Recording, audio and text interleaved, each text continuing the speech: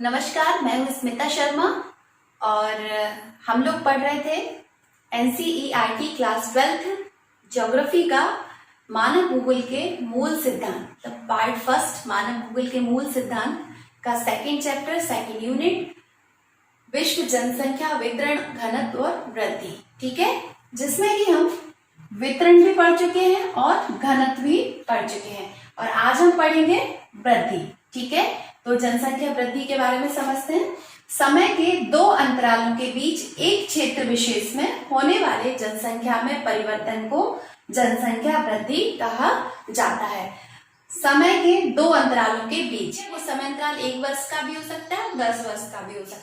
पूरे विश्व में 10 वर्ष का समय अंतराल लिया गया है कि जो जनसंख्या की जनगणना होती है वो 10 वर्षों के बीच में होती है। ठीक है, भारत में ये 1872 से शुरू हुई है और ये कुछ ही क्षेत्रों में हुई थी।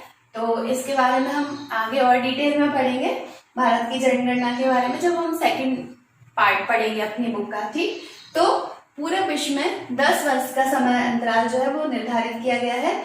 तो किसी क्षेत्र विशेष में कोई भी एरिया है वहां जनसंख्या में जो चेंजेस आते हैं वही जनसंख्या वृद्धि कहलाती है। ठीक है, चाहे आप विश्व की बात करें या विश्व के किसी एक देश या क्षेत्र की बात करें। अब हम भारत का एग्जांपल ले लेते हैं।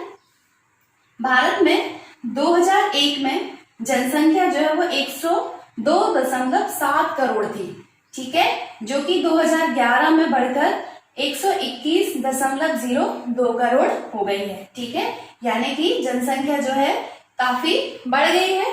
ठीक, अब हम इसको निकालने के लिए 2011 की जनगणना में से 2001 की जनगणना को माइनस कर देंगे, यानी कि 121.02 करोड़ में से 102.7 करोड़ माइनस कर देंगे तो जनसंख्या वृद्धि निकल कर आ जाएगी 18.15 करोड़, यानी कि 10 सालों में। ठीक है, इन 10 सालों में जनसंख्या में जो परिवर्तन आया है वो कितना है, 18.15 करोड़। ठीक है, अब हम देख लेते हैं आगे।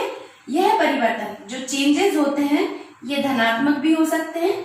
धनात्मक चेंज यहाँ पर हुआ है। ठीक है, 2001 से 2011 में जनसंख्या दर 18.15 करोड़ प्लस हुई है, तो जनसंख्या बढ़कर 121.02 करोड़ हो गई है, जो कि पहले 102.7 करोड़ थी। ठीक, ये धनात्मक वृद्धि हुई। साथ में ऋणात्मक वृद्धि भी हो सकती है। ठीक है, हम ऐसे भी समझ लेते हैं।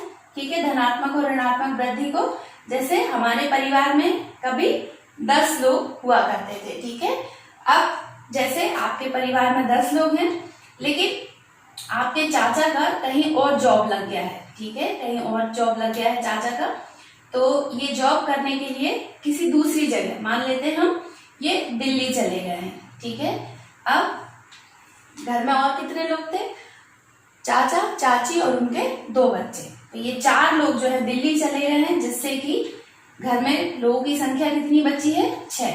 ये हुआ है ऋणात्मक परिवर्तन। ठीक, ये हमारे घर में ऋणात्मक परिवर्तन हुआ है। ठीक, जैसे आपके पिताजी 3 भाई हैं। ठीक है, जैसे आपके पिताजी 3 भाई हैं और कुल लोगों की संख्या हो गई है 10, और आपके सबसे छोटे वाले जो चाचा हैं उनकी शादी हो जाती है, साथ में चाची आ जाती हैं। ठीक है, तो घर के परिवार के सदस्यों की संख्या हो जाती है 11। ठीक, ये हो गया आपका धनात्मक परिवर्तन। ये 10 लोग थे, संख्या कितनी हो गई है, 11। तो इस तरह से जैसे हम घर में देखते हैं ऐसे ही पूरे देश में भी जनसंख्या घटती रहती है और बढ़ती रहती है। अभी हम देखेंगे कि कोरोना काल में एक साथ कई सारे लोग कोरोना वायरस की चपेट में आने की वजह से एक्सपायर हो गए हैं, तो कई सारे क्षेत्रों में बहुत बड़ी मात्रा में ऋणात्मक वृद्धि हुई है। ठीक है, तो चलिए अब आगे देखते हैं। अब हम देखेंगे जनसंख्या की वृद्धि दर। ठीक है, अभी तक हमने जनसंख्या वृद्धि पढ़ी, अब हम जनसंख्या की वृद्धि दर देख लेते हैं। यह जनसंख्या में परिवर्तन है, इसे प्रतिशत में व्यक्त किया जाता है। तो जनसंख्या की जो वृद्धि दर है उसे प्रतिशत में व्यक्त, यानी कि परसेंटेज में व्यक्त किया जाता है।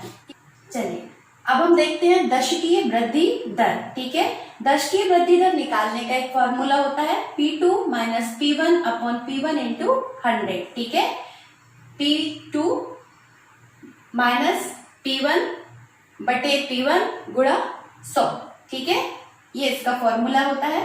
P1 का मतलब क्या होता है, आधार वर्ष की जनसंख्या, और यहाँ पर हम 2001 को आधार वर्ष मानकर चल रहे हैं। P2 का मतलब क्या होता है, वर्तमान वर्ष की जनसंख्या, यानी कि 2011 की जनसंख्या, ठीक है।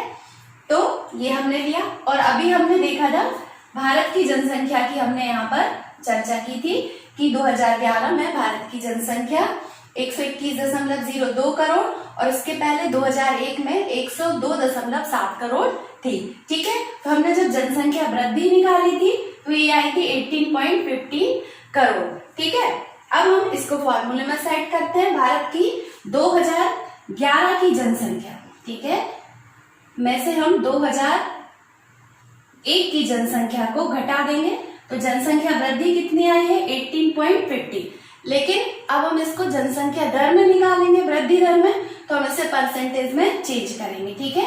तो 121.02 माइनस 102.7 करोड़ बटा 102.7 करोड़ गुणा 100, ठीक है। तो ये हमारा 18.15 अपॉन 102.7 इंटू 100 आता है, ठीक है। और जब हम इसको कैलकुलेट करते हैं तो वृद्धि दर निकल आती है 17.81%, ठीक है। वृद्धि दर कितनी निकल आएगी, 17.81%, जो कि भारत की जो दशकीय वृद्धि दर है 17.64 के समथिंग इक्वल ही है, ठीक है।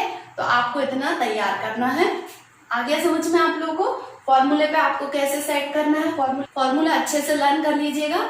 P2 minus P1 upon P1 into 100, ठीक है। तो इस तरह से निकलती है जनसंख्या की दशकीय वृद्धि दर। तो ये क्वेश्चन आपके बहुत सारे बन गए हैं। सबसे पहले तो जनसंख्या वृद्धि किसे कहते हैं, ठीक है। दूसरा होता है जनसंख्या की दशकीय वृद्धि को समझाइए, और इसमें हमें दशकीय वृद्धि समझाने के लिए फॉर्मूला भी लर्न करना पड़ेगा। भारत की जनसंख्या भी याद करना पड़ेगी 2001 और 2011 की, ठीक है। तो इतना कठिन नहीं है, ये हम रोज ही क्लास में भी चर्चा करते हैं, और आप लोग थोड़ा इसे ध्यान से समझ लेंगे तो आपको अच्छे से आ जाएगा, ठीक है। तो बहुत इंपॉर्टेंट क्वेश्चन है, और साथ में ऑब्जेक्टिव में भी आता है कि जनसंख्या में वृद्धि ऋणात्मक होती है या धनात्मक होती है, और ऋणात्मक धनात्मक दोनों होती है, या इनमें से कोई नहीं। इस टाइप से आपको क्वेश्चन बनकर आ सकते हैं, ठीक है। तो चलिए अब आगे चलते हैं। चलिए अब हम पढ़ेंगे जनसंख्या की प्राकृतिक वृद्धि, ठीक है।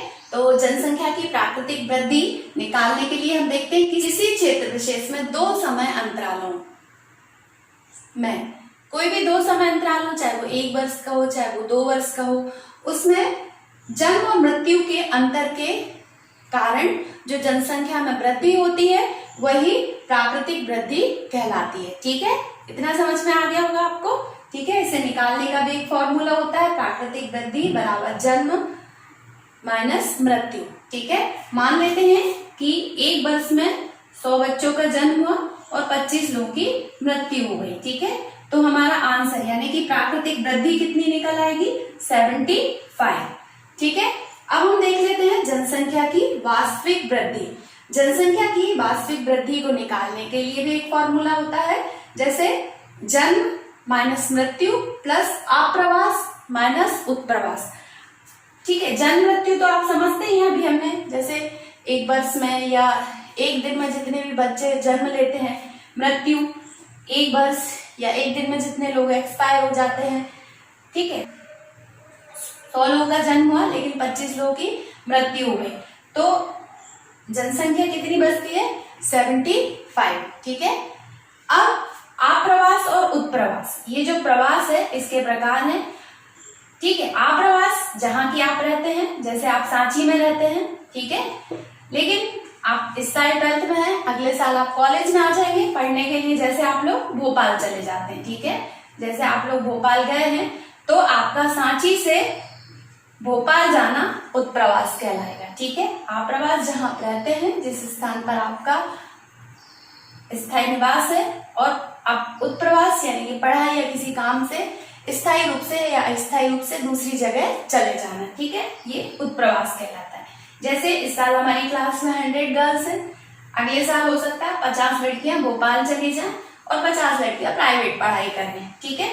तो ये जो जनसंख्या में कितने बच्चे माइनस हुए हैं, कितने लोग, 50, तो कितने बचे, 50 बचे। तो जन्म और मृत्यु का जो हमने माइनस किया था 75 आया था, आप्रवास में से 50 उत्प्रवास हो गए, तो इसमें 50 बचा, तो टोटल जो वास्तविक पॉपुलेशन बची है वो कितनी बची है, 125, ठीक है।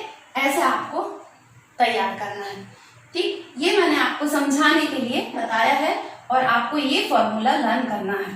हो सकता है कि जनसंख्या की वास्तविक वृद्धि दर निकालने का सूत्र लिखिए या जनसंख्या की प्राकृतिक वृद्धि दर निकालने का सूत्र लिखिए, इनमें से कुछ भी आ सकता है, तो आपको तैयार करना है।